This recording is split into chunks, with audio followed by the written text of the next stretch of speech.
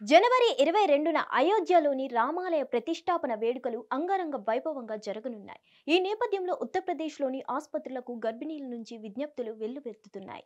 అయోధ్యలో శ్రీరామ విగ్రహ ప్రాణ ప్రతిష్ఠ జరిగే రోజునే తమకు డెలివరీ చేయాలని కోరుతున్నారు. అలా చేయటం ద్వారా పుట్టబోయే పిల్లలకు రాముడి లక్షణాలు కలుగుతాయని ఆశిస్తున్నట్లు వైద్యులు తెలిపారు.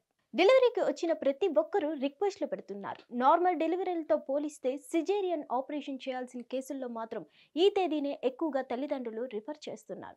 పెరిగిన డిమాండ్ మేరకు ఆసుపత్రుల్లో సౌకర్యాలు కల్పిస్తున్నామని చెప్పారు.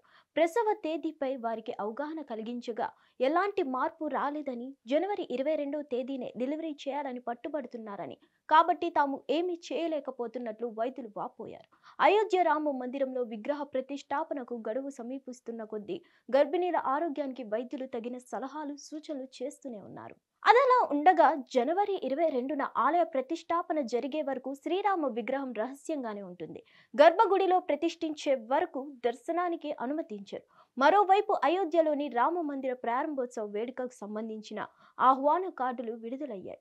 ఎరుపు, బంగారు రంగులో ఉన్న కార్డులపై ఆలయ చిత్రం, పేరు, శ్రీరామ జన్మభూమి తీర్థక్షేత్ర ట్రస్ట్ లోగో ఉన్నాయి. విగ్రహ ప్రతిష్టాపన సమయంలో ప్రధాని, ముఖ్యమంత్రి, RSS chief governor, trust president హాజరు కానున్నారు.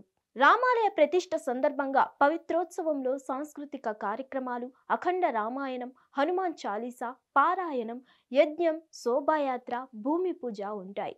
సోంపూర కుటుంబీకుల రూపకల్పన ఆధారంగా ఈ ఆలయంలో 3 గోపురాలు, 5 ప్రవేశాలు, 360 స్తంభాలు, మ్యూజియం, లైబ్రరీ, పరిశోధన కేంద్రాలను ఏర్పాటు చేశారు. దేశంలోని అతిపెద్ద ఎత్తైన దేవాలయాల్లో ఒకటిగా ఉంటుందని భావిస్తున్నారు.